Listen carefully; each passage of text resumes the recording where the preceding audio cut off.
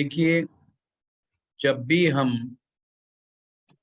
कोई भी ज्ञान की बात सीखते हैं तो फिर उस ज्ञान को समझने में भी हमें समय लगता है। जैसे हम कोई भोजन खाते हैं तो भोजन पचाने में हमें समय लगता है। ऐसे ही हमारा ज्योतिष विज्ञान है। अक्सर स्टूडेंट चाहते हैं कि हर चीज बहुत जल्दी से हो जाए। मैं उनके इस विचार की रेस्पेक्ट करता हूं, परंतु समस्या ये है कि ऐसा होता नहीं है। मैं इतने वर्षों से पढ़ा रहा हूं, उसके बावजूद मैं ये ऐसा महसूस करता हूं, ज्योतिष एक ऐसा विषय है जो समय लेता है। और सभी स्टूडेंट से यही कहूंगा, इसमें जल्दबाजी बिल्कुल ना दिखाएं। कभी कभी स्टूडेंट्स को इरिटेशंस हो जाती है। कुछ स्टूडेंट चाहते हैं कि सिर्फ और सिर्फ टेक्निक पे बात। ऐसे स्टूडेंट बाद में जाके फंस जाते हैं बुरी तरीके से, क्योंकि जब तक सब्जेक्ट की गहराई में नहीं वो जाएंगे, उसके लॉजिक में नहीं जाएंगे, तो सब्जेक्ट परिपक्व नहीं होता है। जब भी आपका सब्जेक्ट परिपक्व नहीं होगा, ऐसा दौर जीवन में जरूर आएगा जब आपका इस सब्जेक्ट के ऊपर से विश्वास ही खत्म हो जाएगा। क्योंकि आपको लगेगा इट्स ए बोगस साइंस। कुछ टेक्निक है, कुछ लोगों को पता है, वो अप्लाई कर देते हैं, उनका लग जाता है, मैं लगाता हूं, मेरा नहीं लगता है। हम चाहते हैं कि आप लोग थोड़ा सीखें पर मजबूत सीखें, भगदड़ बिल्कुल ना मचाएं। इससे आपको बहुत बेनिफिट्स होंगे। आपको एक एग्जाम्पल देकर के मैं बात पूरी करता हूं। जैसे कि एक स्किन स्पेशलिस्ट डॉक्टर है, कैन यू इमेजिन कि वो कितनी दवाइयां इस्तेमाल करता होगा टोटल, सुबह से शाम तक, जिसके पास लाइन लगी हुई है,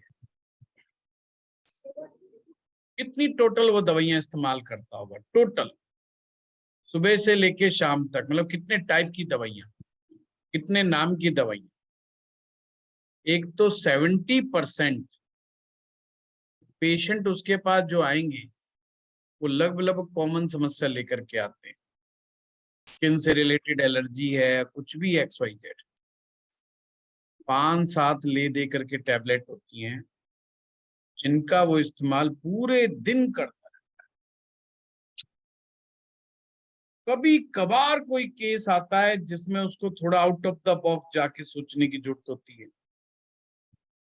तो आप भी तो डॉक्टर ही बनने जा रहे हो। आपको जो किताबों में लिखा है बहुत सारा, वो सब करने की आवश्यकता नहीं पड़ेगी। कुछ सूत्र जो बहुत एक्यूरेट होते हैं, उन सूत्रों के लॉजिक को अगर आपने समझ लिया, उन सूत्रों को यदि आपने आत्मसात कर लिया, तो आप मात नहीं खाओगे। दूसरी बात, जितना बार आप किसी के बारे में बताने में सफल होंगे, उतना ही ज्यादा आपका कॉन्फिडेंस बिल्ड होगा। और जितना कॉन्फिडेंस बिल्ड होगा, उतना ही आपका कन्विक्शन लेवल बढ़ जाएगा। और जितना कन्विक्शन लेवल आपका एस्ट्रोलॉजी के प्रति बढ़ेगा, उतना ही आपको लाइफ में आनंद आएगा ज्योतिष करने में। वरना ये सब चीजें गड़बड़ हो जाएंगी। तो ये मैं इसलिए बोल रहा हूं, पीछे लिखा कि भाई आप थोड़ा सा समय बढ़ा दीजिए। देखो, मेरा तो, मैं सारा दिन बोलता हूँ, इसलिए गले गले का हाल भी बुरा हो गया। सुबह से लेके शाम तक consultation, back to back consultation, कुछ ना कुछ बोलते रहना बोलते रहना बोलते रहना मेरा होता रहता है। और ज्योतिष तो मेरा बहुत प्रिय सब्जेक्ट है, इस पे तो आप 3 घंटे भी बुलवाओगे भी तो कम है। समस्या ये, मैं तो बोल जाऊंगा पर आपके लिए समस्या खड़ी हो जाएगी। रसोईया तो खाना बना देगा पर खाने वाला वो सारा समेट पाएगा कि नहीं पाएगा, वो बड़ी समस्या हो जाएगी। तो इसलिए शांति बना करके रखें और आनंद भरी इस यात्रा में आनंद के गोते लगाए हमारे साथ। बुध ग्रह आप लोगों को समझ में आ गया कि बुध ग्रह कैसे देखते हैं, हाथ से बुध ग्रह कैसे देखते हैं। तो देखो, अब आज के बाद आपको बुध ग्रह की टेंशन नहीं होगी। आज इसी प्रकार से मैं मंगल ग्रह के विषय में आपको समझा देता हूं। कैसे देखें कि किसी आदमी का या महिला का मंगल बहुत स्ट्रांग है, हाउ टू चेक इट। कुंडली में तो मैं बताऊंगा ही बताऊंगा इस कोर्स में, ये मत समझना कि कुंडली में नहीं पता लगेगा।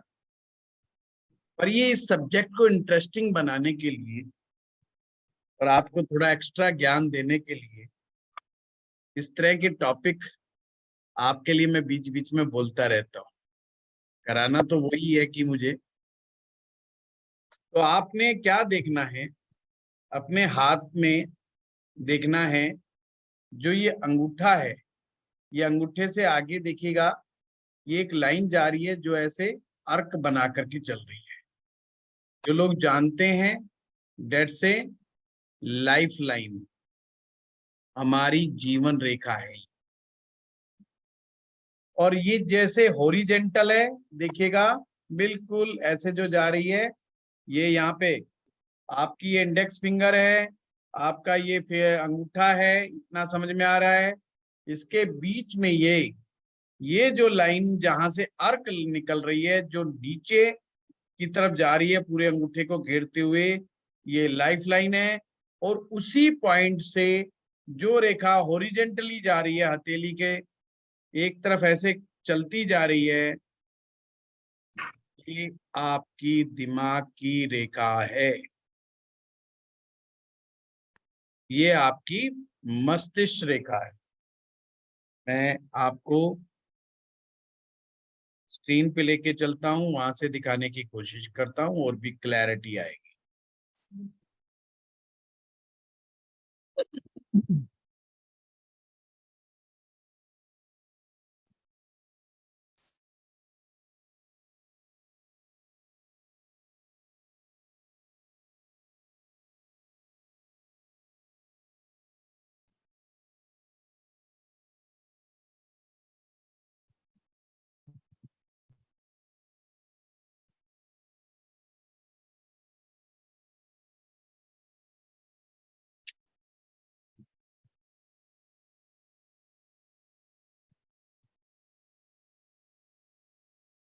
ये लाइफ लाइन होती है और ये जो रेखा है, ये रेखा आपकी ब्रेन लाइन है,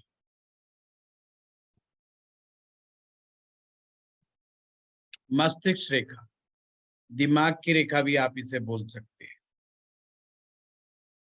बस आपके मंगल ग्रह का रहस्य यहीं पर छिपा हुआ है। मंगल ग्रह को देखने का रहस्य यहीं पे छिपा हुआ है।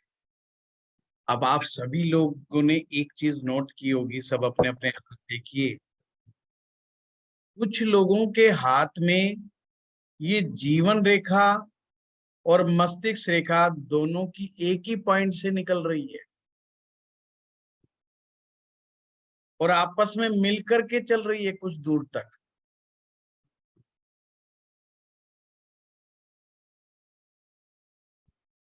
कुछ लोगों के साथ ये रेखा गैप बना के चलेगी, यानी कि ये जो जीवन रेखा है और मस्तिष्क रेखा एक पॉइंट से नहीं निकलेगी, बल्कि थोड़ा सा गैप हो जाएगा बीच में। यहीं से पकड़ना है मंगल कैसा है। पहले वो लोग हैंड रेज करें जिनकी एक ही पॉइंट से निकल रही है और मिलकर के चल रही है। किरण खुराना जी, वंदना जी, भरत जोशी जी, वेदवर्त जी, सालू बंसल जी, बहुत बढ़िया। बहुत सारे लोग, संजीव जी, सोनिया, योगेश जैन, बहुत बढ़िया। आप लोगों के राजन अरोड़ा ने भी जो है हैंड रेज किया है।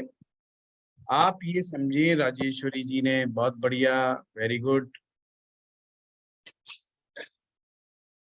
जिन लोगों का भी ये जीवन रेखा और मस्तिष्क रेखा मिलकर के साथ चल रही है, उनका मंगल या तो कमजोर है या बस सामान्य है, बस काम चलाने। अब प्रश्न ये उठता है, ये कमजोर मंगल को कैसे देखें? क्या पहचान है मंगल कमजोर की और क्या पहचान है मंगल मजबूत की? दोनों ही चीजें निकल के आएंगी। जिनका भी मंगल कमजोर होता है, ये बड़े सूझबूझ करके चलते हैं, हर चीज की प्लानिंग बना के चलेंगे, रिस्क नहीं लेंगे। रिस्क टेकिंग कैपेसिटी कमजोर होती है, या लेना नहीं चाहते, या अपने आप को ऑकवर्ड सिचुएशन में नहीं डालना चाहते। तो आप कहेंगे आचार्य जी इसमें कौन सा गड़बड़ बात है? तो बहुत अच्छी बात है। मैं भी यही कह रहा हूँ, ये बहुत अच्छी बात है। लड़ाई झगड़े से दूर बचते हैं, लड़ाई झगड़े से भी दूर भागते हैं, झगड़ा करना पसंद नहीं है इनको। मैन हैंडलिंग तो खास करके पसंद नहीं है। ये नहीं कि चलो आज आ रहे हैं हम तुम्हारे घर में घुस के पीटेंगे, घर के में घुस के मारेंगे, तेरे को तेरे बाप को सबक सिखा देंगे, ये कर देंगे, वो कर देंगे। तो सब बातें नहीं होती हैं। कंप्रोमाइजिंग होते हैं, फ्लेक्सिबल होते हैं, लोगों को साथ लेकर के चलना पसंद होता है। आज के बाद से मंगल कमजोर को अपने मंगल से प्यार हो जाएगा। कितने अच्छे अच्छे गुण हैं। एक सबसे बड़ी बात, इंटेलिजेंट बहुत होते हैं, समझदार होते हैं, चालाक होते हैं, अपने हित को सर्वप्रथम रखते हैं, आगे फ्रंट पे। अपना फायदा है कि नहीं फायदा है? अगर अपना फायदा नहीं है तो फिर बीच में नहीं पड़ेंगे, फिर छोड़ यार, जाने दे, कोई कुछ कर रहा है करने दे। दूसरों के मामले में दखलंदाजी नहीं देते, लैक ऑफ इंटरफेयर होते हैं, बहुत कम से कम इंटरफेयर करते हैं, लोगों की जिंदगी के अंदर कम इंटरफेयर करते हैं, अपने काम से काम रखते हैं, और जीवन में अपने आप को आगे बढ़ाने के लिए कभी भी गलत चीजों का सहारा नहीं लेते। गलत चीजों का मतलब कहाँ भी, किसका मतलब क्या है गलत चीजों से? जो भी चीजें कानून के दायरे से बाहर हो, मतलब जिसको कानून गलत मानता हो, कानूनी रूप से जो चीजें गलत हो, जो काम कानूनी रूप से गलत हैं, ये उन काम को करके राजी नहीं, बिल्कुल भी, बिल्कुल नहीं। और अगर करेंगे तो बिल्कुल आटे में नमक जितना। कोई थोड़ी बहुत टैक्स की चोरी कर ली, दिमाग लगा करके चालाकी दिखाएंगे, चालाकी दिखाए बगैर नहीं मानते।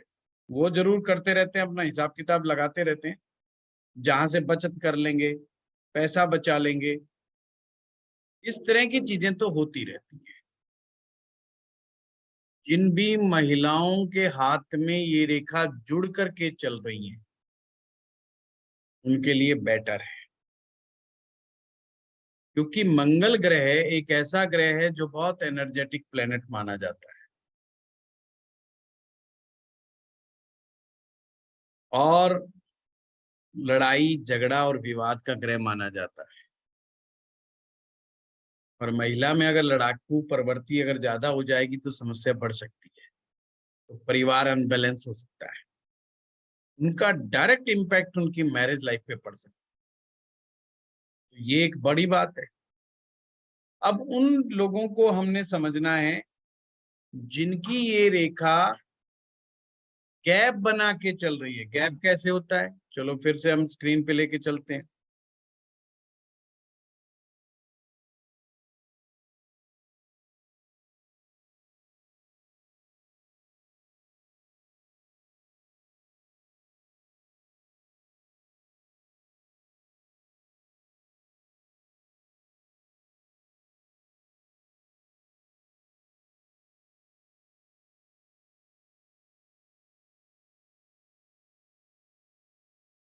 ये लाइफलाइन, ये ब्रेन लाइन।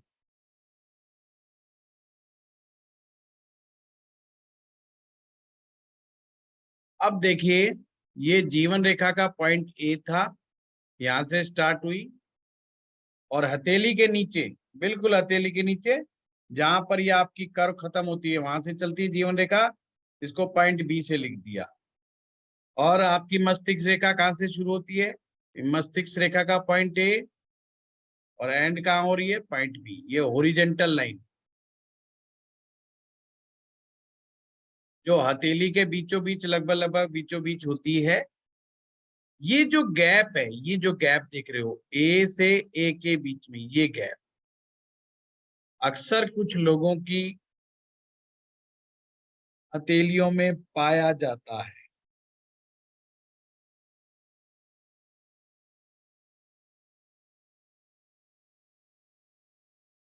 समझ में आ गया?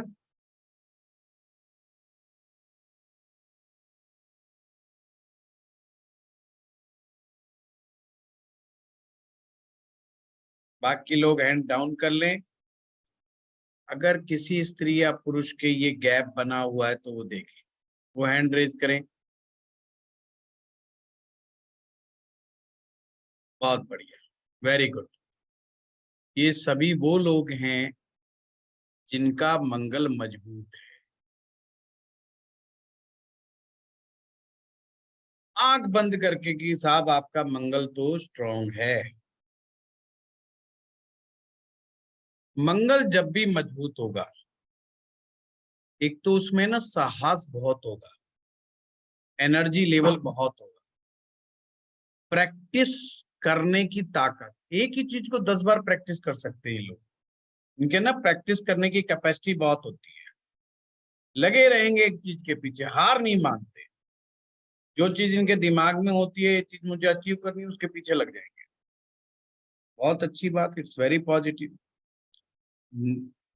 डॉक्टर बनने के लिए, बड़ा वकील बनने के लिए, कमीशन एजेंट बनने के लिए, अच्छी मैनेजमेंट करने के लिए, अगर आप चाहते हैं कि आप एक टीम को लीड करें और टीम में मैनेजमेंट आपको करना है, ये बहुत अच्छे कारगर सफल हो सकते हैं। क्योंकि सामने वाले को डांट करके, धमका करके, जोर जबरदस्ती से अपनी बात मनवाने में इनके पास भगवान ने बहुत एनर्जी दी है। अब समस्या क्या होता है, समस्या एक ही है, अगर ये मंगल बैलेंस ना हो तो समस्या खड़ी हो जाती है। यानी कि ऐसे में ये मस्तिष्क रेखा गड़बड़ा हो जाए तो ये अनबैलेंस हो जाता है। मस्तिष्क रेखा में किसी भी प्रकार का विकार आ जाने से ये मंगल खराब माना जाता है। पहली बात तो मंगल स्ट्रॉन्ग है, ये चीज क्रिस्टल क्लियर है। जिसका मंगल स्ट्रॉन्ग है वो लड़ाई झगड़े से, विवाद से नहीं डरता है, फाइटिंग कैपेसिटी बहुत अच्छी होती है और इंडिपेंडेंट सोच होती है। उनका पहला काम है हमारे बीच में कोई इंटरफेयर ना करे। पहले उनको देखेंगे जो जो लोग इंटरफेयर कर रहे हैं, पहले उनको सुलटाते हैं ये लोग कि साहब इनको सुलटाओ जो हमारी लाइफ में इंटरफेयर ज्यादा कर रहे हैं। यानी कि किसी का इंटरफेयर इनको पसंद नहीं है। ये अपनी एक इंडिपेंडेंट सोच रखते हैं और चाहते हैं कि हम अपनी लाइफ को अपने थॉट प्रोसेस से जिए, उसके अनुसार, जिसे कहते हैं इंडिपेंडेंट विचारधारा। जल्दी से किसी के बात को मान जाएं, जब ऐसा संभव नहीं है। जब तक इनका लॉजिक क्लियर नहीं होगा ये दूसरे की बात को नहीं मान सकते। ये इनके लिए चीज एक्सेप्टेंस नहीं होती है। कई बार मजबूरियां होती हैं कि किसी के सामने हाँ करनी पड़ती है, हम हाँ कर लें, बात अलग है, मैं उसकी बात नहीं कर रहा। पर acceptance means the by heart acceptance, by heart accept नहीं कर पाते, पर जिस चीज को ये एक्सेप्ट कर लेते हैं उस चीज को छोड़ नहीं पाते। यानी जो चीज एक बार दिल में घुस गई, किसी ने जगह बना ली इनके दिल में, फिर उनके दिल से जल्दी सी चीजें निकलती नहीं है। सबसे अच्छी बात, ये बड़े अच्छे मददगार होते हैं, जैसे ना हारे का सहारा। इनको बड़ा मजा आता है कि कोई बेचारा परेशान हालात में है, या किसी के ऊपर अत्याचार हो रहा है, किसी के साथ गलत हो रहा है, किसी के साथ अन्याय हो रहा है, तो इनको बड़ी शांति मिलती है कि हम इनके साथ खड़े हो जाएं, इनको मदद करें। तो ये सपोर्ट करते हैं, मदद करते हैं उनको, तो बड़े अच्छे मददगार हैं। और वही वाली बात है कि घर परिवार में, जिन परिवारों में महिलाओं के बारे में ऐसी सोच होती है कि महिलाओं को जो हम कहें वो बात मान लें, एक्सेप्ट कर लें, तो वहां प्रॉब्लम होगी कि नहीं होगी? होगी ना। अब वो कहेगी ऐसे कैसे, अब वो ऐसे कैसे का वहीं झगड़ा हो जाएगा, वहीं तलवारें खिंच जाएंगी, सारी कहानी वहां बिगड़ जाती है। एंड समझे कि नहीं समझे? बहुत सिंपल है, क्रिस्टल क्लियर है। जिस भी लड़के और लड़की के हाथ में ये गैप देखें तो तुरंत समझ जाएं, इसको दो तरीकों से ही सेटल किया जा सकता है। अगर ये काबू में नहीं आ रहे आपके, मतलब आप बात मनवाना चाह रहे हो, मान नहीं रहे, अब माँ बाप परेशान हो जाते हैं अक्सर। अब माँ बाप तो सोसाइटी भी देखते हैं बेचारे, बहुत सारी चीजें देख रहे होते हैं माँ बाप।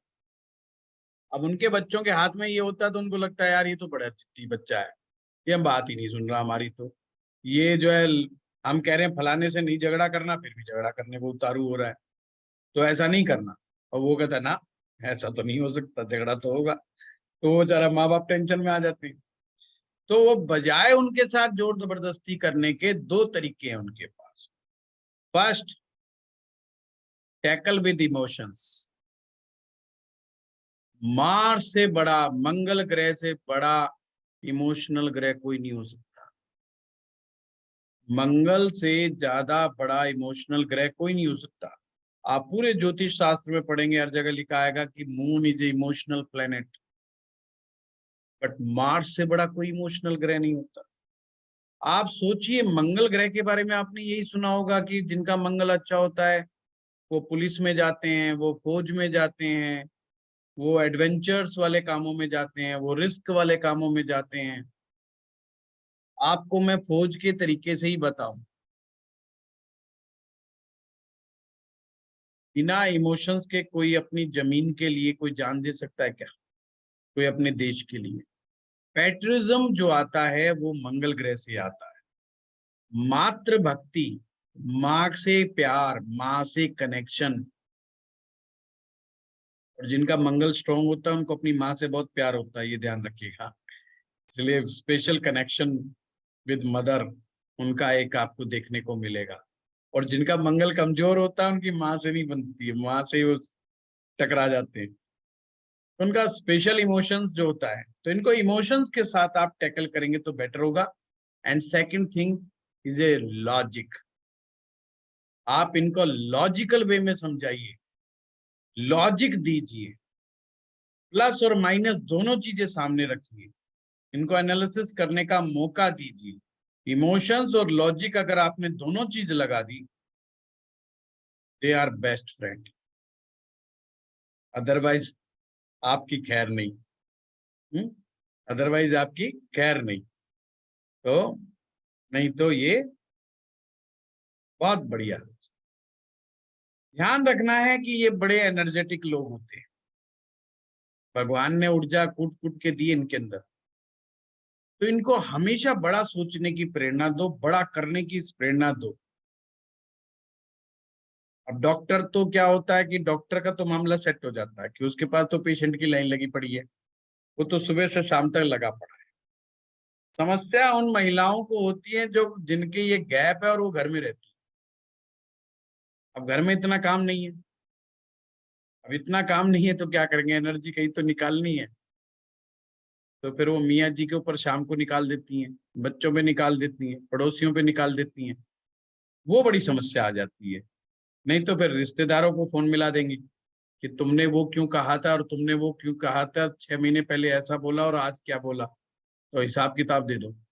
तो ऐसे बेटर के लिए तो हमें क्या चाहिए, इनको बड़ा काम जिसमें ये टू मच बिजी हो जाए, और इतने बिजी हो जाए सांस लेने की फुर्सत ना मिले, जब तक ये बेड पे जाए ये कहे अब मैं थक गया। एक तो ये जल्दी थकते नहीं है, तो इनको थकाने के लिए ज्यादा काम की जरूरत है। जिन लोगों का मंगल कमजोर होता है वो जल्दी थक जाते हैं, ये जल्दी थकते नहीं। इसीलिए कामयाब डॉक्टर बनने के लिए, बड़ा वकील बनने के लिए, बड़ा नेता बनने के लिए, बड़ा इंजीनियर बनने के लिए, बड़ा टेक्निकल पर्सन बनने के लिए, या जो लोग डेली 10-12 घंटे काम करने का जज्बा रखते, जिन भी कामों में, जिनका मैंने नाम नहीं भी लिए, जिसमें कम से कम 10-12 घंटे मिनिमम काम भाग दौड़ धूप वाले हों, तो ऐसे काम हैं तो इनकी एनर्जी चैनलाइज हो जाती है। तो इन लोगों को क्या करना चाहिए, एक्सरसाइज पे ध्यान देना चाहिए, जिन लोगों के पास काम ज्यादा नहीं है। और एक्सरसाइज भी स्ट्रॉन्ग वाली एक्सरसाइज करनी चाहिए, छोटी मोटी। और मेरे मेरे को मत फॉलो करना कि गुरुजी प्राणायाम करके 10 मिनट में मौज लेते हैं, ऐसा नहीं। प्राणायाम विल नॉट हेल्प यू। है फिजिकल एक्सरसाइज, स्ट्रॉन्ग, पसीना आना चाहिए, पसीना निकालोगे मंगल विल बी बैलेंस। तो ये आज की टेक्निक है जो मैंने आप लोगों को बताई है। हाँ, अगर मंगल रेखा में कोई आइलैंड बन गया, उसमें ब्रेक आ गया, कट गई फट गई, तो फिर ये अग्रेशन, लड़ाई झगड़ा बहुत ज्यादा क्रिएट कर देते हैं। It's not good. वो हम आगे चल करके कुंडली के माध्यम से देखेंगे। तो मैं रोज थोड़ा थोड़ा थोड़ा थोड़ा ग्रहों को कोई ना कोई ऐसा आपको टिप दूंगा जिससे आप अभी से ही ग्रहों को पकड़ना शुरू कर दें। ठीक है। और जिनका ये जोड़ जीवन रेखा का और मस्तिष्क रेखा का कुछ ज्यादा लंबा चल गया, वे बेचारे इतने फ्लेक्सिबल होते हैं कि जो माँ बाप कहें, जब बच्चे होते हैं तो माँ बाप की बात मानते हैं पूरी पूरी। माँ बाप ने कहा बेटा फिजिक्स पढ़नी है, पढ़ ली। माँ बाप ने कहा बेटा नौकरी करनी है, कर ली। जो माँ बाप कहेंगे वो उसमें घुस जाएंगे। फिर जैसे ही शादी होगी फिर बीवी जो कहती है वो करते हैं। फिर बच्चे बड़े हो जाते हैं, फिर बच्चे जो कहते हैं वो करते हैं।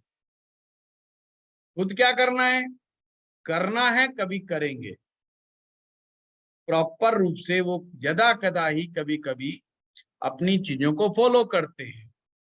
तो ये चीज को हमें समझना होगा। अभी हम लोगों ने करा उच्च का ग्रह, आज हम सीखेंगे वो ग्रह जो अपने ही घर में बैठे हुए हैं। तो आप एक ब्लैंक कुंडली बनाओ और लाल किताब पूरी की पूरी मेष लगन पर ही चलेगी, यानी कि फर्स्ट हाउस में 1 नंबर ही लिखा मिलेगा। तो मैं पूरे कोर्स में जब भी कराऊं कि ब्लैंक कुंडली बनाओ तो नंबर 1 से शुरू कर देना, बेशक आपका कोई भी लगन हो।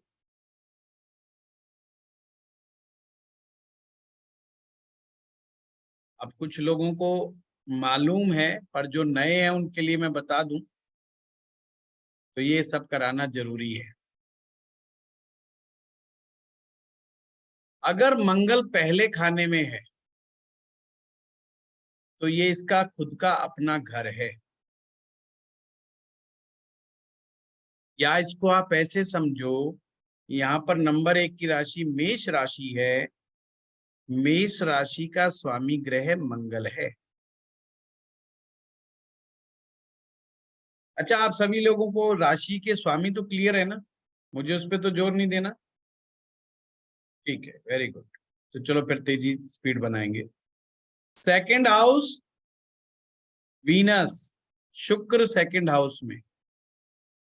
तो लाल किताब अगर पढ़ोगे तो वहां पे ये लिखेगी ये शुक्र की जमीन है। और पहले भाव में मंगल होगा तो क्या लिखेगी, ये मंगल की जमीन है।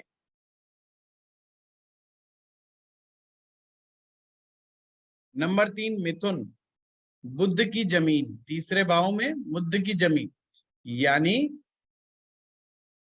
बुध अपने ही घर में बैठा हुआ है।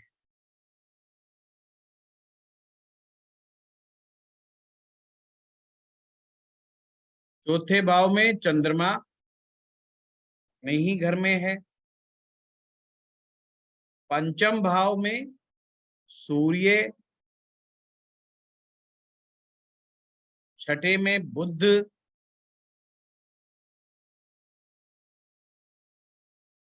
सातवें में शुक्र।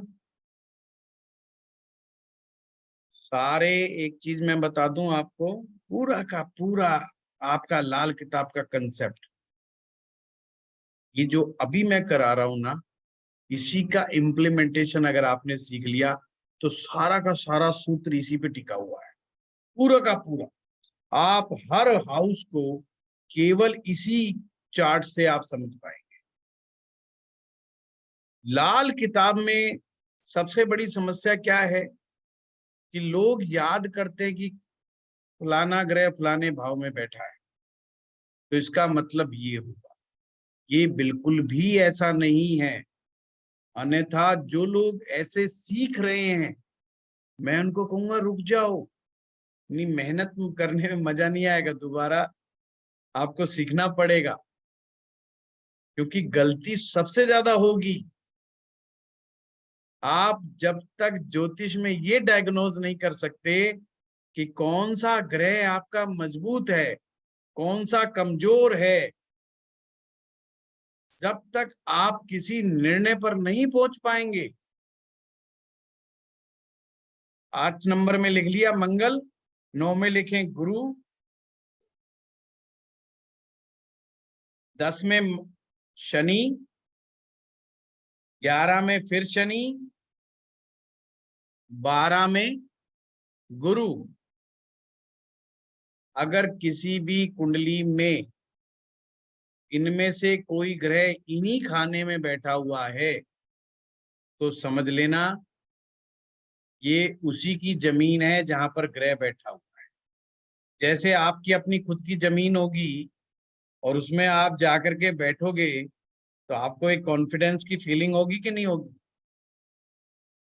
साहब अपन तो अपनी जमीन में बैठे हुए हैं, किसी के बाप में दम नहीं अपने को कुछ छेड़छाड़ कर दे, अपने को कुछ मना कर दे। अपन यहाँ चाहे लेटे चाहे बैठे, कोई कुछ नहीं मना कर सकता। ऐसा ही ग्रह सोचता है, यानी कि जो ग्रह इन्हीं खानों में आ जाए जैसा मैंने बताया है, तो ग्रह क्या हो जाएगा, कॉन्फिडेंट हो जाएगा। अब इसको ऐसे समझना है, दूसरे तरीके से, जैसे इंसान सोचते हैं, जब इंसान खुश होता है तो लोगों में बांटना शुरू करता है।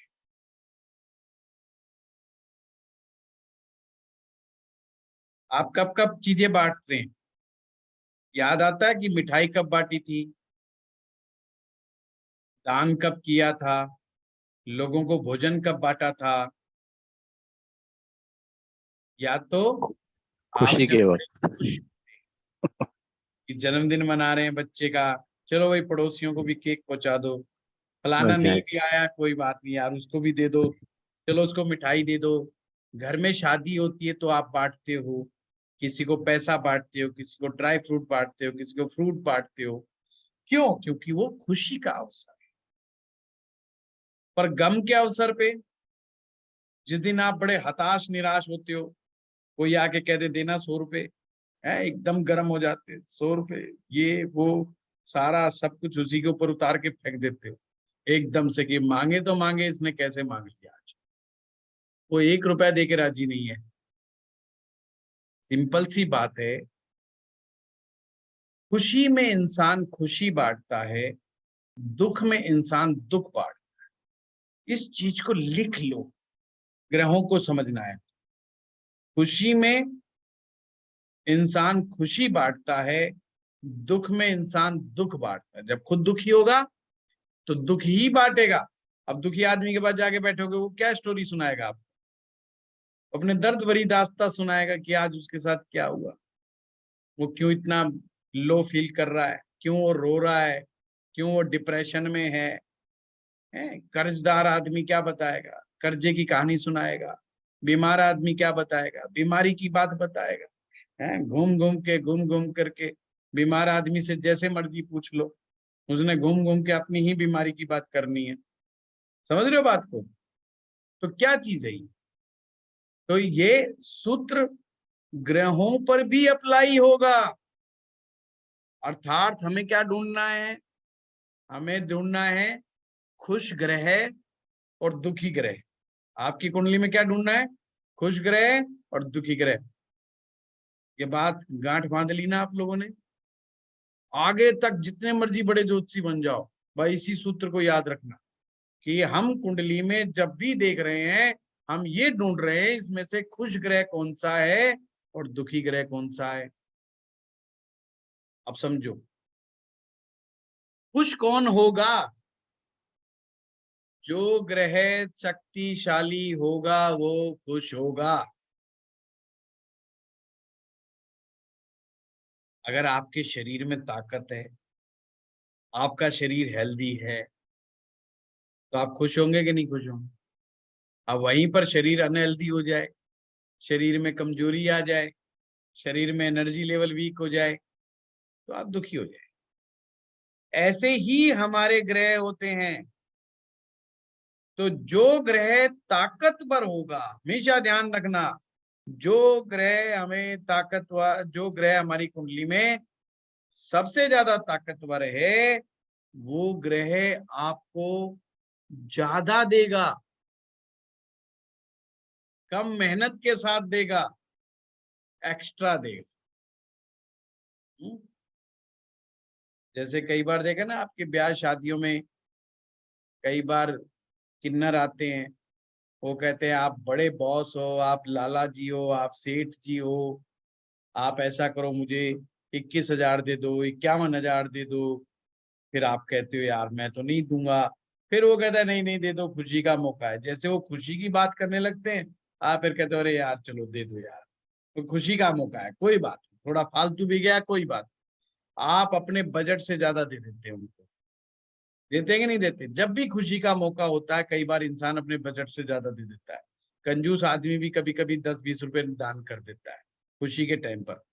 तो ये हर इंसान की साइकोलॉजी है। इसीलिए आप लाल किताब में अपनी कुंडली में, चाहे मेन कुंडली हो या वर्चुअल कुंडली हो, अल्टीमेटली एक ही चीज ढूंढनी है कि खुश ग्रह कौन सा। और खुश ग्रह का मतलब शक्तिशाली ग्रह कौन सा है।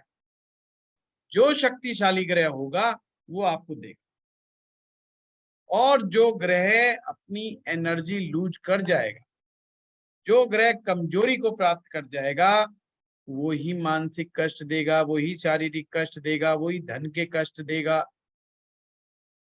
वही सभी परेशानियां देगा।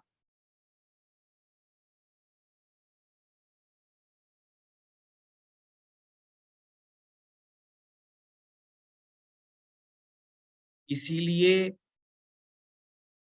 ये जो कुंडली मैंने बताई है बड़ी इंपॉर्टेंट है। और जो लोग सीखे हुए हैं उनको लगता है यार ये तो हमने पढ़ी हुई है, तो बड़ी याद पड़ी है, हमें तो पता है शुक्र 7वें भाव में स्वग्रही होता है। पर ये स्वग्रही वैदिक ज्योतिष के नियम से बोल देते हैं, लाल किताब में अपन बोलते हैं अरे अपने खाने में बैठा हुआ है, स्वग्रही है, बहुत बढ़िया है, अपनी ही राशि का बैठा हुआ है, अपने घर में बैठा हुआ है, कह देते हैं कि नहीं कह देते?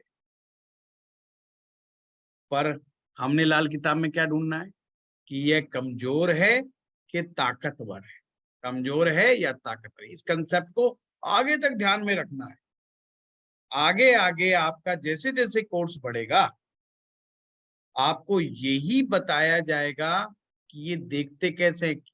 कई बार ग्रह अपने ही घर में बैठ करके अपनी शक्ति खो बैठता है।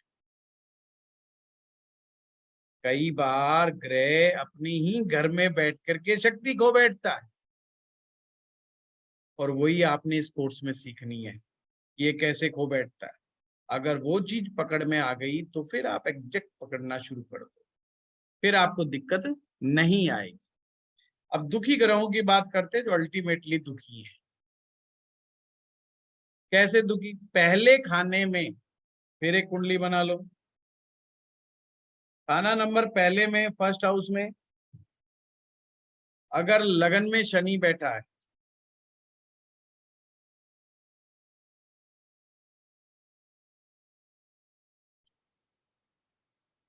चौथे खाने में मंगल बैठा है, फोर्थ हाउस में, नंबर 6 में शुक्र बैठा है,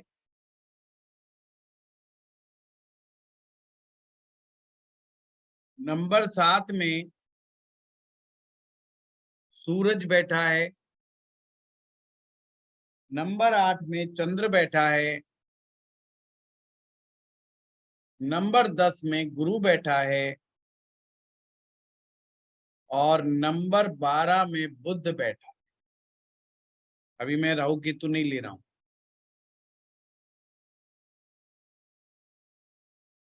पहले में शनि, चौथे में मंगल, छठे में शुक्र, सातवें में सूरज, आठवें में चंद्रमा, 10वें में गुरु, 12वें में बुध। 7 ग्रह हो गए। नहीं हुआ, कोई रह गया हो तो बताओ।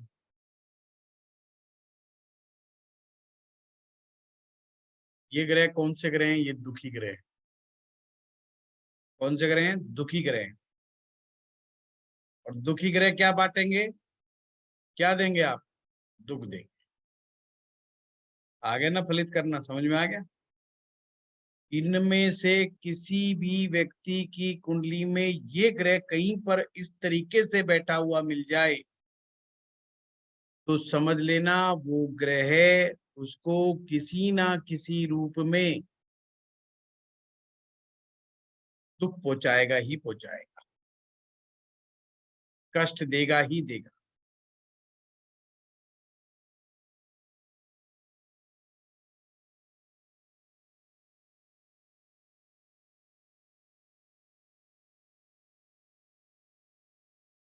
ये चीज हो गई, समझ में आ गई बात? सिंपल सी बात है।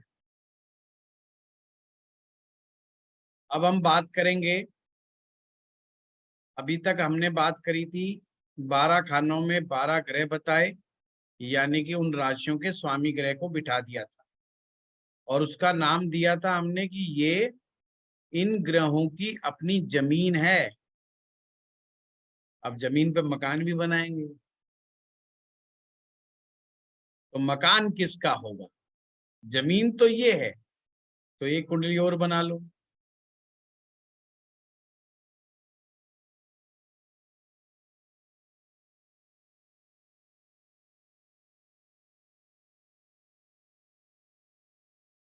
पहले भाव में जमीन थी मंगल की,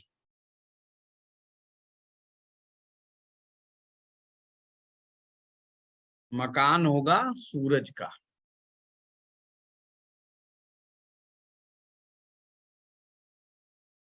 देखो, जमीन मंगल की, मकान सूरज का, यानी कि पहले भाव के दो मालिक हो गए एक प्रकार से। एक मंगल हो गया और एक सूरज हो गया। अब ये घर बन गया, घर बन के तैयार। आपका एक प्लॉट था, प्लॉट के ऊपर आपने मकान बना दिया और प्लॉट का मालिक था मंगल, और उस पे जो घर बना दिया उस घर का मालिक बन गया सूरज। अब इस घर पे किराए पे देना है तो किसकी परमिशन लेनी पड़ेगी? सिंपल सा कंसेप्ट, देखो कितना आसान है लाल किताब।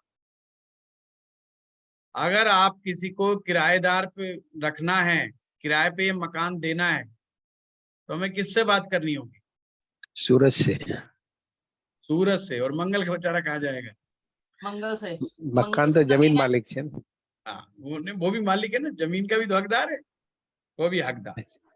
तो एक तरह से हमें भूलना नहीं है कि यहाँ पर दोनों प्लैनेट्स, दोनों से बात करेंगे, सूरज भी और मंगल भी, इनकी परमिशन से। अब क्या होता है लाल किताब में ना, ज्योतिष करना बहुत आसान है। कैसे आसान है? कि जो भी ग्रह दोनों का दुश्मन है, जो भी ग्रह दोनों का दुश्मन है, अगर वो उस घर में घुसने की कोशिश करेगा तो क्या करेंगे दोनों मिलकर के, क्या करेंगे, दोनों उससे झगड़ा करेंगे। सूरज भी करेगा और मंगल भी करेगा। करेगा कि नहीं करेगा, भाई तू हमारे घर में क्यों घुस रहा है। अब मान लो शनि के साथ यही हालात, वो भी मैं कराऊंगा। जस्ट एक एग्जांपल बता रहा हूँ, ये जमीन का कंसेप्ट और मकान का कंसेप्ट मैं क्यों बता रहा हूँ। ये जब सूरज और मंगल दोनों मिलकर के फाइट करते हैं, मान लो शनि ग्रह यहाँ पर घुसता है, तो शनि क्या है कि इसकी सूर्य देव से भी नहीं बनती और इसकी शनि मंगल से भी नहीं बनती। शनि की दुश्मनी सूरज से भी है, शनि की दुश्मनी मंगल से भी है। अब दोनों क्या हो गए, अपोजिट पार्टी, और शनि जी महाराज घुस रहे हैं। अब घुस तो गए हैं, अब दोनों मिलकर के क्या हाल करने वाले हैं शनि का, शनि को पीटेंगे। ज्योतिष को समझना हो तो आम आदमियों की भाषा में समझो, जैसे अपन बात, तो दोनों मिलेंगे पीटेंगे। मंगल भी फाइटर है, सूर्य राजा है, कहते पीटो भाई, इसको अपने घर में घुसाया है। अब बेचारा शनि कैसा फील करेगा, शनि बहुत शक्तिशाली करेगा, ये ध्यान रखना, बहुत शक्ति। अब ये खुशी महसूस करेगा कि दुख महसूस करेगा कि कहाँ घुस गया मैं। जस्ट एक एग्जांपल दिया, तो दुख महसूस करेगा। और दुखी ग्रह क्या होगा, दुखी ग्रह हमें कष्ट देगा। तो पहला खाना जिस चीज का भी होगा उससे रिलेटेड कष्ट मिलेंगे। तो आपने लिखा मकान जो है यहाँ पहले भाव में सूरज का है, अब दूसरे भाव में गुरु का लिखेंगे, दूसरे भाव में गुरु का। वहां जमीन शुक्र की थी, मकान गुरु का है।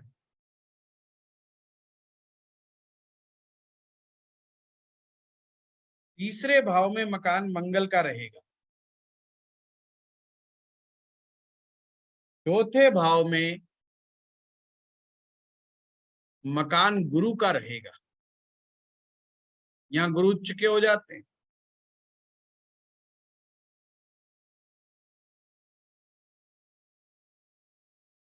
पांचम भाव में फिर से गुरु। छठे भाव में, सातवें में आइए,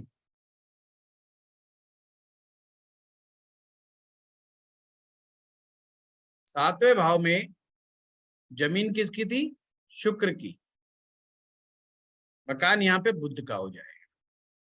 कैसे समझना है इसको, सप्तम भाव में जमीन शुक्र की, मकान बुध का, यानी दो ग्रह हो गए। अब मान लो किसी को सप्तम भाव में किराए पे जाना है, मकान लेना है, तो किससे इजाजत लेनी पड़ेगी, शुक्र से और बुध से। शुक्र और बुध से मिल, दोनों वेरी की। गुड। अब मान लो अब शनि ग्रह जी आना चाहते हैं किराए पे, 7th हाउस में किराए पे जाना चाहते हैं। अब अच्छे ध्यान फल रखने मिलेंगे वाली दोनों। बात यह है कि यहाँ पर शुक्र भी शनि का मित्र है और बुध भी शनि का मित्र है, दोनों मोस्ट फ्रेंड वेलकम है। होगा सर, दोनों उसका मोस्ट वेलकम करेंगे। तो दोनों क्या करेंगे, मोस्ट वेलकम। अरे यार ये तो अपना ही फ्रेंड है जो घर में आ रहा है, इसको तो तुरंत एंट्री दो।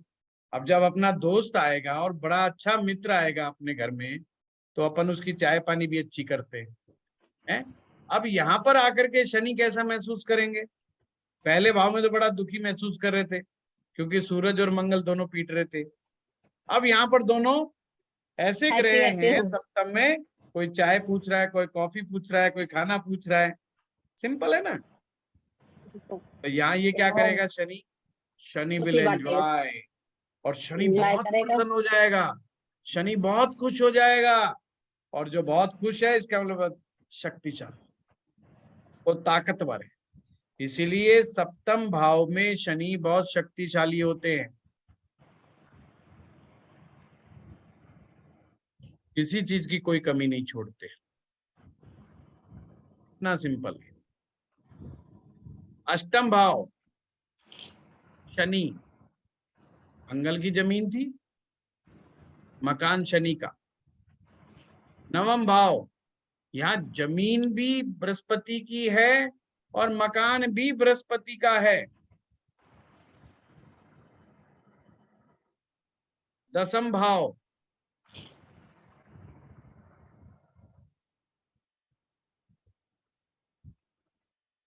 दसवें भाव में जमीन भी शनि की, मकान भी शनि का।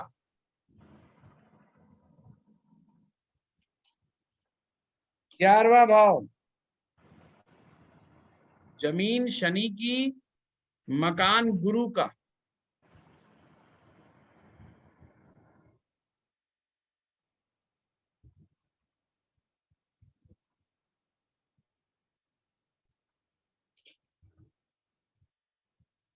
बारहवें भाव में चीजें बदल जाती हैं। यहाँ जमीन गुरु की है तो मकान राहु का हो जाता है, वो हम बाद में बात करेंगे। इनका मतलब क्या हुआ? इनका मतलब सिंपल है कि दो ग्रह हैं जिनसे पूछ करके ही कोई ग्रह एंट्री होता है। अगर वो जबरदस्ती एंट्री हो गई तो उसको मिलके पीटेंगे। अब क्या होता है, जैसे 9वें भाव का एग्जांपल लेते हैं हम। 9वें भाव में क्या था? जमीन भी गुरु की थी, मकान भी गुरु का था। तो अब यहाँ पे अगर किसी को एंट्री लेनी है तो कितने ग्रहों से पूछना होगा? सिर्फ गुरु से, ओनली गुरु से, अपनी मर्जी सिर्फ से गुरु से।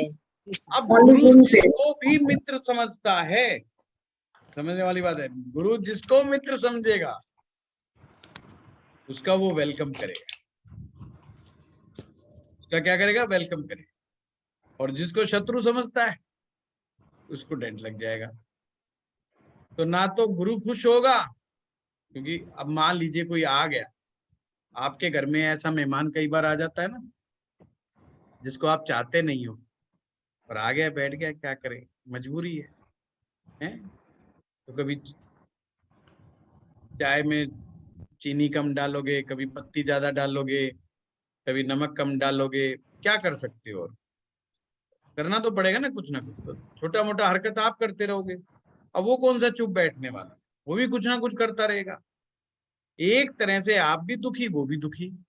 सुखी तो वो भी नहीं है, क्योंकि उसको भी वो नहीं मिल रहा जो उसको मिलना चाहिए।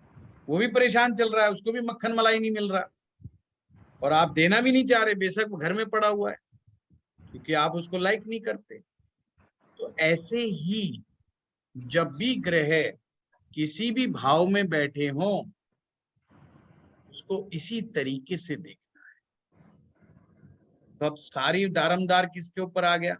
सारा दारमदार आ गया कि ये पता लगाओ कौन किसका मित्र है, कौन किसका शत्रु है। सारा खेल तो यहीं से टिका हुआ है, क्योंकि मकान और जमीन तो समझ में आ गई, पर अब ये पता चल जाए कौन किसको लाइक करता है, कौन किसको नहीं लाइक करता है। तो सबसे पहले अपन शुरुआत करते हैं कि सूरज की। कौन सा ऐसा ग्रह है जो सूरज से लड़ाई करते, झगड़ा करते? तो सूरज से शुरू कर देते हैं अपन। तो सूरज के 3 ग्रह ऐसे हैं जिससे इसके नहीं जमती है। सबसे बड़ा है राहु, एकदम ग्रहण लगा देता है, एकदम ग्रहण लगा देता है। सूर्य और राहु एक साथ आ गए, ग्रहण लग जाए। पहले घर में राहु आ गया, ग्रहण लग गया, बड़ा भारी टफ का मामला हो गया। दूसरा है शनि, और तीसरा है शुक्र।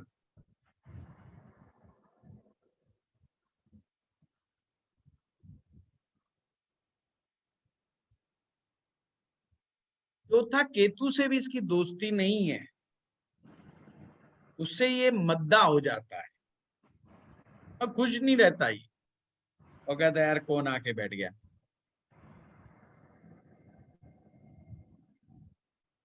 अब आप लोगों ने कुंडली अब तक सीखी, मुझे थोड़ा सा बताओ, एक इसी का एग्जाम्पल ले लेते हैं हम लोग। आपने क्या सीखा कि पहले भाव में सूरज का मकान था, और 5वें मकान में, उस 5वें घर में क्या थी? उसकी जमीन थी।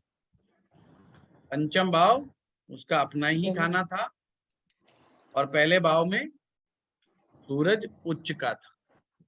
तो एक प्रकार से पूरी कुंडली में ये 2 खाने ऐसे हैं जहां पर सूरज का ही अपना राज्य है। कैसे देखते कुंडली हम? सिंपल सी बात है, अगर यहाँ पर राहु बैठ जाए, केतु बैठ जाए, शनि बैठ जाए पहले में और पांचवें में, तो सूरज को अच्छा लगेगा क्या? वो कहेगा यार ये मोस्ट वांटेड आ गए हैं, गड़बड़ हो गया। शनि से अपनी बिल्कुल नहीं जमती, वो आ गया घर में। राहु से बिल्कुल नहीं जमती, वो आ गया। शुक्र से अपनी बिल्कुल नहीं जमती, वो आ गया। तो सबसे पहले ये पता लगाना सीखेंगे अपन कि जो कुंडली में जो 12 खाने हैं ना, ये 12 खानों में से कौन सा खाना दुखी है, कि किस खाने को मजा नहीं आ रहा। ठीक है, ऐसे ज्योतिष देखा जाता है। अगर किसी के भी राहु शनि शुक्र पंचम भाव में बैठ गए, पंचम क्या है? प्रेम, लव। उससे पूछोगे तो वो एक ही बात कहेगा, सब कुछ मिला इस जिंदगी में सिवाय प्यार के। सब कुछ मिला जिंदगी में सिवाय प्यार के, कि धन भी कमा लिया, दौलत भी कमा लिया, सब कुछ कमाया, बीवी भी मिली, बच्चे भी मिले, बस जो सच्चा प्यार मुझे मिलना चाहिए था वो नहीं मिला, जिसको मैं तरसता था।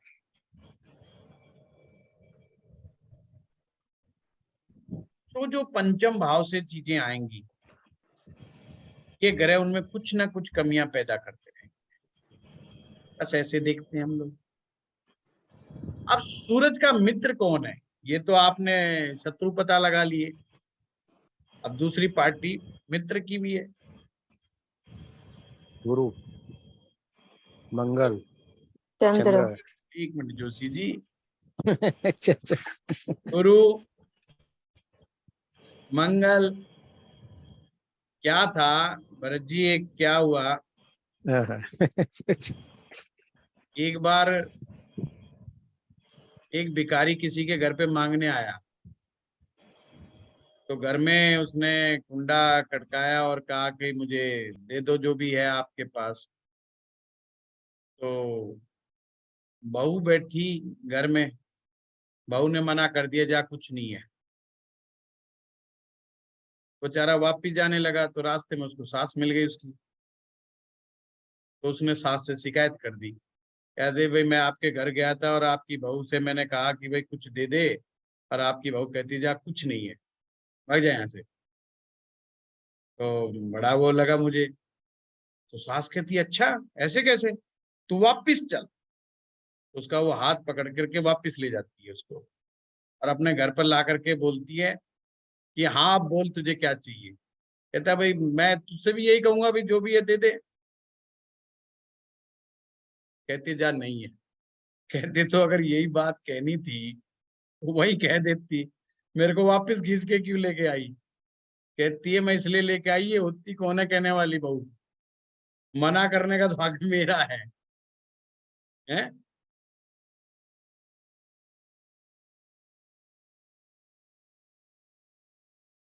अपने को मित्र ग्रहों में गुरु, मंगल, इसके बड़े अच्छे मित्र हैं। सूरज का मित्र बुध है, तो बुध भी इसका मित्र ग्रह होता है। इसीलिए जब सूरज और बुध इकट्ठे बैठे हों कुंडली में, उसे लाल किताब बहुत अच्छा मानती है। इधर मंगल भी नेक देखना जरूरी होगा ना सर। हाँ वो अपन हाँ, बात करेंगे। हाँ, क्योंकि वो भी जरूरी है। हाँ मंगल ने एक बाद में इनको सबको समझाएंगे धीरे धीरे, क्योंकि अच्छा। जोशी जी इसमें ना नए स्टूडेंट भी हैं कुछ, हाँ, वही तो वही। ऐसा ना हो जाए कि वो अच्छा, आप लोग तो पुराने हो ना, तो आपको मालूम है। कोई बात नयों के साथ ये हो सकता है कि वो कहे भाई ये कहाँ से आ गया है, अपने नहीं। को वैसे ही लेके चलना पड़ेगा। अच्छा। तो सूरज का जो मित्र ग्रह है ये अपनी उसकी पार्टी है, और उसके अंदर चंद्रमा, मंगल और गुरु, बुध, ये 4 ग्रह ये इसके मित्र ग्रह काउंट होते हैं।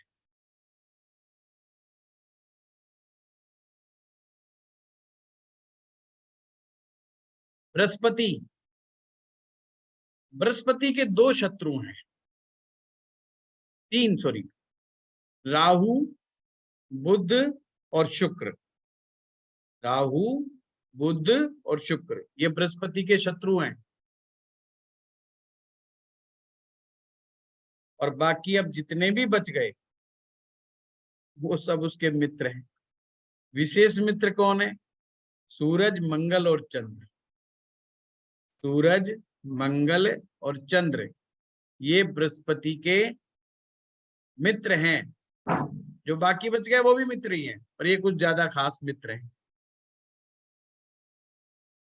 शत्रु का हमें ध्यान रखना है कि राहु, बुध और शुक्र बृहस्पति के शत्रु हैं।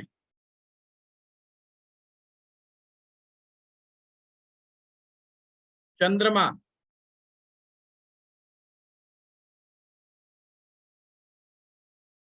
राहु ग्रह है, केतु ग्रह है, शनि ग्रह है।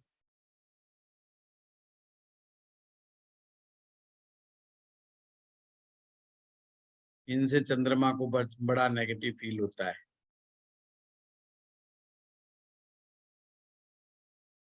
बाकी मित्र कौन है? सूरज, गुरु, मंगल ये सब मित्र हैं इसके। शुक्र, शुक्र के भी 3 ग्रह जो है शत्रु हैं। राहु, चंद्र, राहु, चंद्र, सूरज,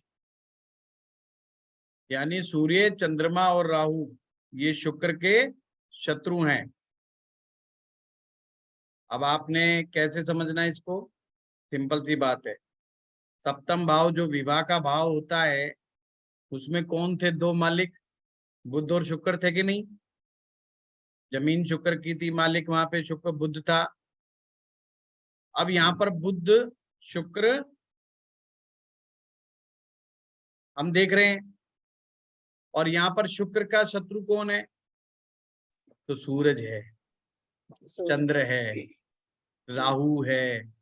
इनमें से कोई भी ग्रह अगर सप्तम भाव में आएगा तो परेशान कौन होगा? शुक्र परेशान हो जाएगा। बुध परेशान हो चाहे ना हो, शुक्र परेशान हो जाएगा। शुक्र कहेगा भाई ये आदमी तुमने गलत बुला लिए। शुक्र कहेगा ये आदमी गलत बुला लिए, मेहमान गलत बुला लिए। बुध के साथ क्या है कि बुध तो राहु से भी मित्रता कर लेता है ना? वो सूरज के साथ भी मित्रता कर लेता है। पर दिक्कत किसको आएगी? दिक्कत आएगी शुक्र को। तो शुक्र जब दुखी होगा तो शुक्र आपको किस किस चीज को दुखी कर देगा? आपका मन खुश नहीं रहेगा, आपके रिलेशनशिप में दिक्कतें आएंगी, आपको कई प्रकार के मैरिज लाइफ से रिलेटेड इश्यूज क्रिएट होंगे, शुक्र से रिलेटेड बीमारियां आने लग जाएंगी। शुक्र अपनी तकलीफें देने शुरू कर देता है, और शुक्र की सबसे बड़ी तकलीफ तो यही है कि मन खुश नहीं, सुबह से शाम तक लगा रहेगा, एंजॉय नहीं करेगा लाइफ। ये बहुत बड़ी तकलीफ है। इसलिए मित्र शत्रु को समझना बहुत जरूरी है, इसलिए ये चीज समझाई जाती है। ये चीज समझने के बाद, जो कि बहुत आसान है, इसमें कोई रॉकेट साइंस नहीं है, आप कुंडली देखने में काफी हद तक सक्षम हो जाएंगे। अच्छा, अक्सर स्टूडेंट पुरानी क्लास में भी कहते हैं कि प्रेडिक्शंस करनी सिखाओ। मैं कह रहा हूँ ये जो हम सिखा रहे हैं ये क्या सिखा रहे हैं? ये प्रेडिक्शन करनी तो सिखा रहे हैं। ये जो क्लास में आपको सूत्र बताए जा रहे हैं ये फलादेश करना ही तो सिखा रहे हैं। अब तो आपने इम्प्लीमेंट करके देखना है कि कैसे लगता कैसे नहीं लगता। सिर्फ आपने इतना बार देखना है। मंगल के बारे में, मंगल के 2 शत्रु हैं, बुध और हमने अभी देखा ना चंद्र के मित्र शत्रु हैं। चंद्रमा के चंद्र के मित्र शुक्र है। चंद्रमा के मैंने बताए 3, राहु, केतु और शनि ये शत्रु हैं। हाँ जी। अब और बाकी जो आपने बचे शुक्र- मित्र हैं, बाकी जो बचे मित्र हैं समझो। तो सर वैसे ये मित्र यहाँ पे मित्र है, पर यहाँ पे शत्रु हो गए चंद्र। जी जी जी जी जी, कई बार ऐसा ये ग्रहों में बड़ा है, एक मानता है दुश्मन, दूसरा नहीं मानता दुश्मन, है ना। कई बार होता है कि एक आपको बड़ी चिढ़ है उस आदमी से, पर दूसरा कह रहा नहीं है। या हो सकता है कि सामने वाले को आपसे चिढ़ हो रही हो पर आपको उससे नहीं है चिढ़। अक्सर ये एग्जाम्पल देखने में मिलता है अपने घर परिवार में, बाप बेटे के बीच। बाप बेटे में नहीं बन रही आपस में। अब बेटा कह रहा है ये बाप बड़ा बेकार आदमी, गड़बड़ बाप मिल गया। पर बाप कह रहा है यार बेटा बात सुन नहीं रहा, पर मैं इसका शत्रु नहीं हूं, मैं उसका दुश्मन नहीं हूं। बाप भरसक प्रयास करेगा मैं इसकी सेफ्टी कर दूं, इसको कुछ मिल जाए, इसको सिखा दूं, इसको और कुछ ना कुछ करने में लगा रहेगा। और बेटा कहेगा ये बापू जो कर रहा है ना ये सारा मेरे खिलाफ ही काम करता है, ये मेरे मनपसंद कोई काम नहीं करता। तो अब यहाँ देख रहे हो आप, देखने में दोनों लगेंगे कि दोनों एक दूसरे के लड़ रहे हैं, पर एक आदमी ऐसा है जो कह रहा है नहीं यार मैं तो आखिर जरा अपनी औलाद यार, इससे क्या लड़े, इससे भी क्या झगड़ा कर। वो जो भी उस पर प्रेशर बना रहा है, क्रिएट कर रहा है, वो कर रहा है उसको सुधारने के लिए, पर बेटे को समझ में नहीं आ रहा। ये कहानी चंद्र और बुध के बीच में भी है।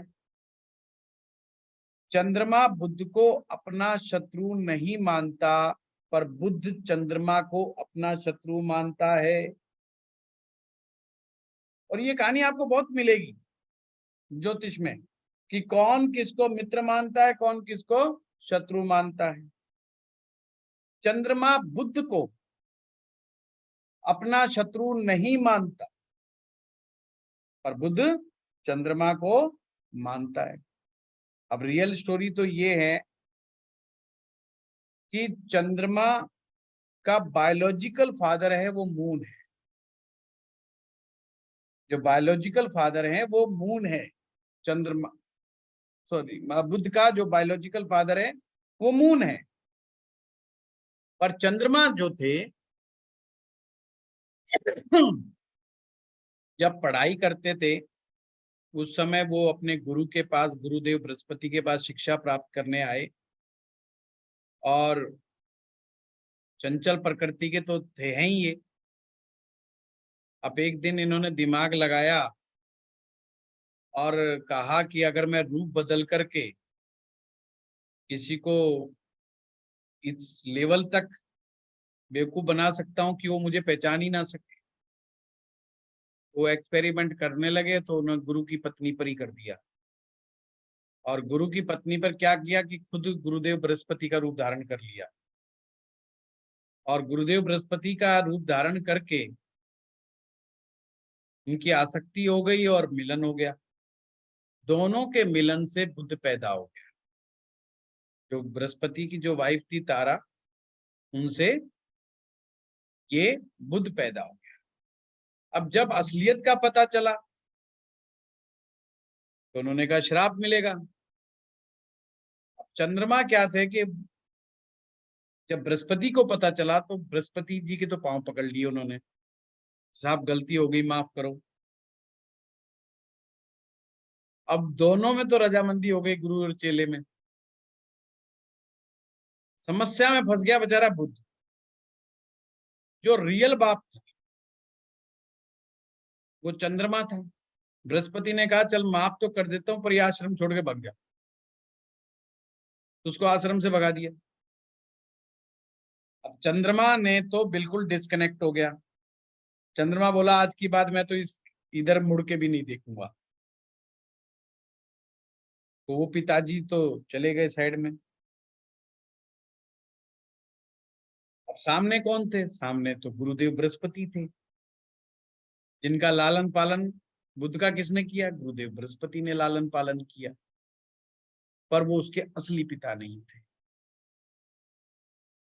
अब बुध के मन में टीस थी बहुत बड़ी कि जो फादर मुझे पाल रहा वो मेरा रियल फादर नहीं है। और जब बच्चे के दिमाग में घुस जाती ना कि ये मेरा असली बाप नहीं है, तो वो बेचारा कितना भी अच्छा कर ले उसको हमेशा गलत ही नजर आएगा। तो बुध बृहस्पति के भी अगेंस्ट भाव रखता है, शत्रु भाव रखता है, और चंद्रमा के भी अगेंस्ट भाव रखता है। क्लियर हुई कहानी, समझ में आया बात? तो ये बुध और चंद्रमा के साथ है बड़ा भारी चक्कर। तो कई जगह है ये आएगा। तो आपको ऐसे समझना है कि सूरज और बुध इसके दोस्त हैं चंद्रमा के, और बुध की कोई वो नहीं है। बुध जो है कहता नहीं भाई ये मेरा दोस्त नहीं है, ये तो मेरा ऐसा फादर है जिसने अपनी जिम्मेवारी नहीं निभाई और उल्टा सीधा करके भग लिया। तो कहने का मतलब ये है। अब हम चलते हैं, शुक्र का आप लोगों को करा दिया मैंने, मंगल ग्रह के ऊपर। मंगल के दो शत्रु हैं, बुध और केतु। सर शुक्र के दोस्त बताने अभी आपने। शुक्र के दोस्त नहीं बताए? नहीं सर। शुक्र का दोस्त तो बुध है, शनि है, केतु है, ये सब दोस्त ही हैं।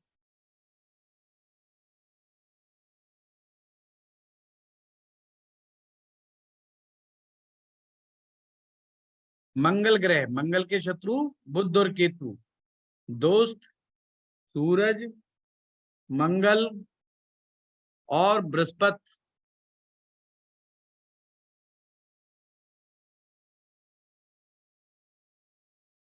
अब बुध सबसे ज्यादा किसको दुश्मन मानता है? बुध के ऊपर आ जाओ, मंगल के बाद बुध को आ जाओ। बुध सबसे बड़ा शत्रु अपना मानता है चंद्रमा को। ये एक ऐसा पिता है जिसने बिल्कुल रेस्पॉन्सिबिलिटी नहीं निभाई। सर मार्स के आपने बताए थे बुध और केतु सिर्फ क्या? हाँ, बुध और केतु शत्रु हैं जी नीरज जी। और राहु नहीं है? मित्र हैं सूरज, चंद्र, बृहस्पति। ये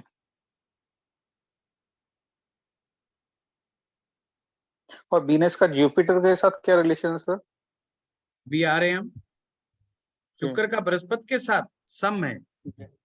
समझ। सम का मतलब होता है देखिए, शुक्र है ना बृहस्पति को लाइक नहीं करता। मैं आपको, शुक्र बृहस्पति को लाइक नहीं करता, पर बृहस्पति शुक्र से कोई दुश्मनी नहीं रखता।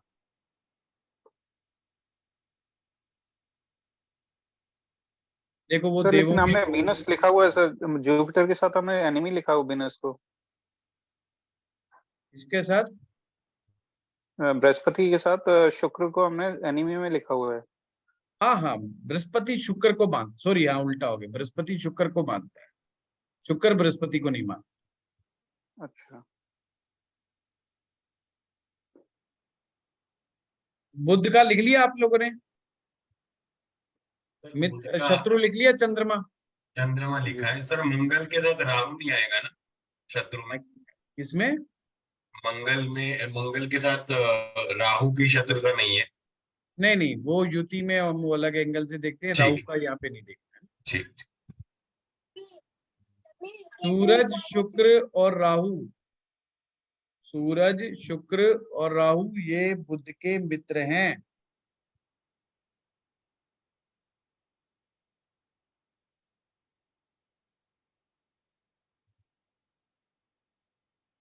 शनि का शत्रु सूरज, चंद्र, मंगल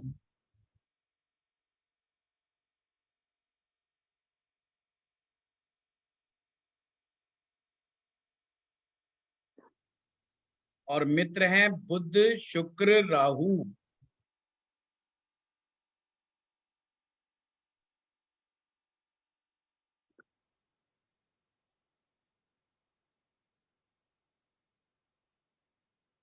राहु के शत्रु सूरज, शुक्र, मंगल, और शत्रु हो जाएंगे बुध, शनि और केतु। सर फ्रेंड होंगे? सॉरी फ्रेंड गलती।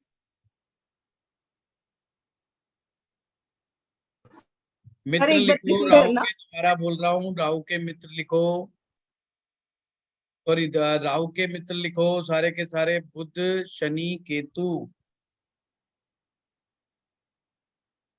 शत्रु लिखो सूरज, शुक्र, मंगल। केतु के शत्रु चंद्र और मंगल। राहु के शत्रु में सूर्य, शुक्र और गुरु होंगे ना सर? नहीं जी सन नहीं, होगा मंगल? नहीं जी, राहु के शत्रु है सूरज, शुक्र, मंगल। सर मंगल शत्रु में आएगा कि सम में आएगा? तो ये राहु इसमें आ जाएगा, शत्रु में आ जाएगा। अच्छा ठीक। आप अभी सम विषम के चक्कर में ना पड़ो, मैं आपको आराम से समझाता हूं, बड़े आराम से ना, नहीं तो घूम जाओगे। केतु के बारे में लिखो, चंद्र मंगल दुश्मन है इसके, और शुक्र राहु इसके मित्र हैं।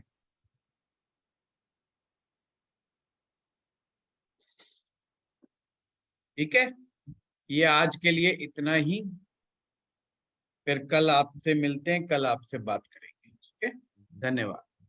और आप लोगों को कैसा लग रहा है क्लास के बारे में? आपका जो व्हाट्सएप ग्रुप बना हुआ है उस पे जरूर डेली लिखा करें हर क्लास के बाद कि कैसा आपको फील हो रहा है, क्या आपने सीखा, क्या नया सीखा, ये जरूर आप लिखा करें। हाँ, थैंक यू। इससे हमें, आप नई क्लास है तो फीडबैक मिलता रहता है हमें।